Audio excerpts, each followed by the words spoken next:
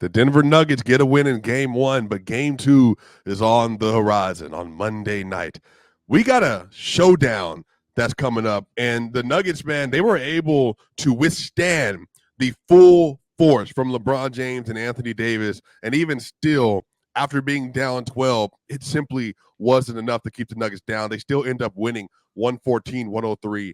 And Ryan, when you think about the start of game one and how the game ended, what do you expect, if anything, to be different from both teams at the start of game two?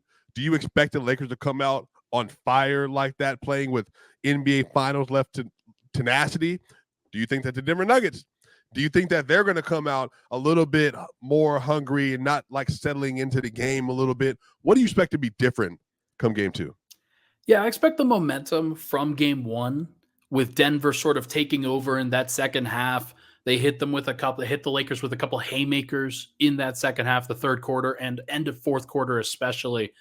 I expect that to kind of carry over a little bit in the first half of game two. I'm not sure if that's ultimately going to end up in Denver leading by a bunch of points or anything like that, but I do think that the energy and the tone was really set from game one, with the Nuggets showcasing that they're certainly not afraid of the Lakers, and they feel like this is the exact same team or close enough to it that they have so much familiarity with this group. They know what the Lakers want to do. They know what they want to accomplish. It's just about Denver executing.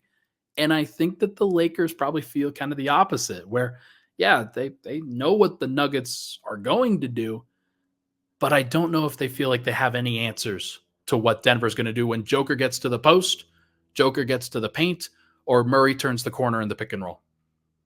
Yeah, I mean, 80 is just a little too light in the rear. Rui is just not a good enough defender to be doing the, Derek Favors, Rudy Gobert matchup Yeah. thing that the Utah Jazz to deploy.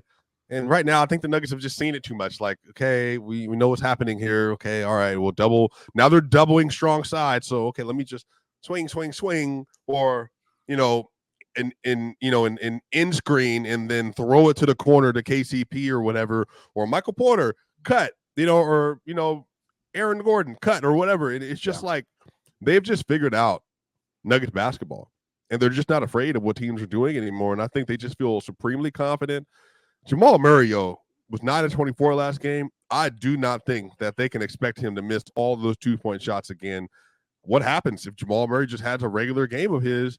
And then on top of that, like, just be honest, the Lakers came out swinging, and they absolutely came out with full force. LeBron James looked like 2012, 13 LeBron James in the first quarter, and then right after that for the rest of the game, didn't look like he had too much in him. So I don't know, man. I think the Lakers have, like, I really think they're going to play really hard.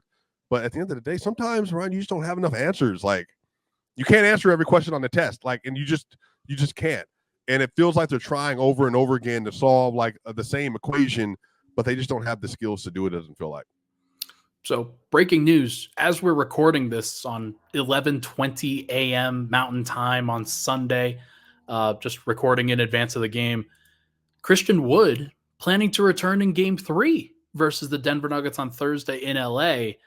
Not sure how much that's really going to impact things, but it's another option for the Lakers. We don't have to talk about that one right now necessarily, but what it does show is that, like, the other options for the Lakers, as you mentioned, beyond Rui, beyond Anthony Davis, it's LeBron James. Like, LeBron is the only one who really has any capacity to guard Jokic in any way Right. on that Lakers roster. And a lot of that is just denying him the ball, because when Joker gets the ball against LeBron and against anybody else that's smaller than him, he's going to put them under the hoop and he's going to shoot over them, or like it's a 6-foot jump hook or floater or whatever. And that's what the answer is. So maybe Christian Wood provides them an extra big body. I'm not really counting on it, obviously, but that's more of a game 3 question as opposed to game 2. But just found that fascinating that came through exactly when we were recording. Right. Yeah. Again, I just think the Lakers it's all up to LeBron and AD, and then it's up to D'Lo and Austin Reeves shot making. And they're just not two of the like premier shot makers in the NBA. Like, they're good, but like, just if you're just ranking them like, oh, OKC shot makers, or the Suns shot makers, or the Nuggets shot makers, there's just so much variance to their games. And on top of that, they're not good defenders either. Like, Right.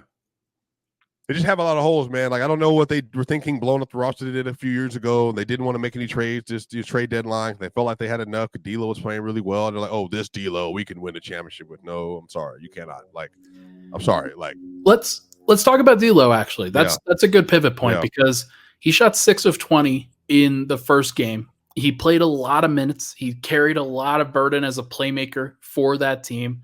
I think Austin Reeves only shot 5 of 9, so they'll probably try to even out those shot distributions for sure. But with that, like with how weak D'Lo is as a defender, KCP kind of took advantage of him multiple times in the third quarter of this last game.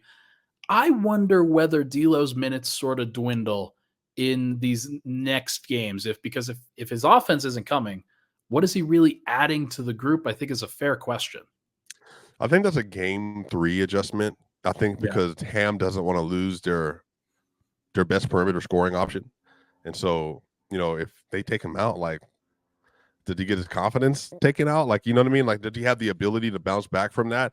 And then now you're relying on Gabe Vincent and Spencer Dinwiddie, which good luck. Yeah, like, that's just not like they're not better offensive players than him. Gabe's a better defender, you could say, but that's not going to solve like your issue that you're having. But again, I'm trying to paint the picture. They have issues everywhere, including Anthony Davis's defense, including LeBron James's defense, and including the fact that LeBron James is also 39. Every time he plays Denver, he gets worn out by the fourth quarter. Yeah. The Nuggets put so much pressure on you to have to play so well and play perfectly. And LeBron James even said it, like, you got to play dang near perfect to beat the Nuggets. And, we're going to give it our best shot. That was his words. He said, we're going to give it our best shot. Yeah, that is the biggest. That didn't sound like a LeBron that I've been growing up with since 2002. That's like, oh, look, best man going to win. We're going to put our best foot out there and guarantee, we're going to take care of business when it matters. Wasn't like that at all. Wasn't no Klay Thompson laugh. Klay Thompson said, what? Wasn't none of that. It was just, we're going to give it our best shot. And I don't think that was LeBron, like, saying that they can't win, but it's also like, we have to play perfect basketball. That's a lot of pressure, bro. It is a lot of pressure. And like one of the things that Denver can even really improve upon from that game 1 is Jamal Murray only shot 9 of 24. Right. He missed some shots around the rim. He got blocked around the rim a few times in possessions that he probably didn't need to take. And there were some shots that he also rushed in that first half. He talked about this post game that he was just so excited to get back. And he remembered it being exactly like this against Minnesota in game 1 last year, just really amped for the playoffs. As 40 the next game, by the way, Ron. Yeah. You have 40 in game 2, by the way. So yeah, look out. We'll see what happens. I think that there's a strong possibility. Ryan Blackburn, if Jamal Murray has a 40-point game on 80 true shooting tomorrow, it's going to be in pure nirvana. You're not going to be able to touch him for the week. The hair is going to be blowing in the wind. It's unbelievable, man. There's no doubt about it.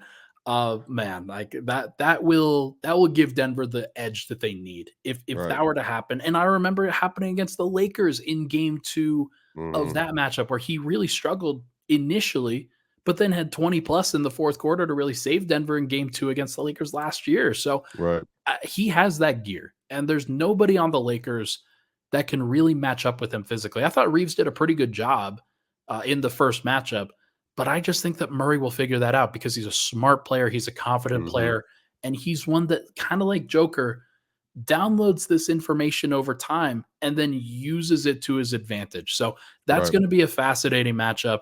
Anything off the bench that you're thinking about for either side? Yeah, Gabe Vincent, Spencer Dinwiddie, they didn't do anything. They didn't even look for their shots. So I do expect them to try to get some more shots up versus the Nuggets bench if they can. But I think the thing is they were so heavy AD Braun that like all the shots went to 3 players. Sure. D'Lo, AD, and LeBron.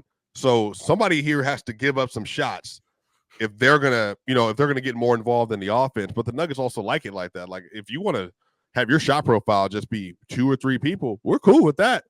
That makes the job easier on the rest of us. Everybody else, we load up and do what we got to do. So I think they do need to be more involved, but I don't know which one of them you want giving their shots up, because if it's Anthony Davis, everybody's just going to complain that he's going to wax and wane. And then if it's LeBron, don't do that.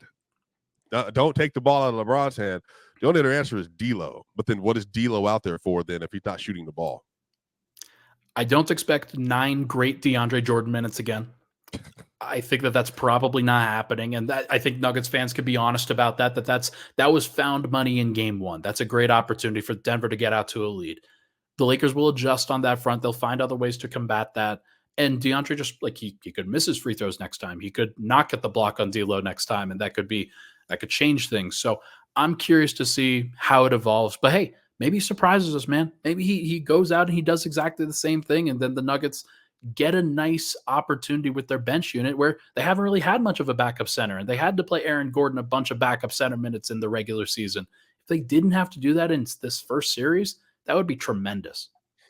Yeah, and the Nuggets are going to win their blue jerseys again. No whites allowed, they said, for the first round of the playoff series. So, I love their blue jerseys, by the way. I'm not in love with the 5280 jerseys, but Yeah, I just love black. Great. Black is just my favorite color for jerseys. Fair. It's understandable. And so if Denver is if they're dressed out in that, if they're doing a great thing with those 5280 jerseys, who am I to judge? Who's right. Anybody to judge? What if they win another championship in a jersey they'll never ever see again ever? Like they did last year. He has committed crimes against the state that should not have been committed. So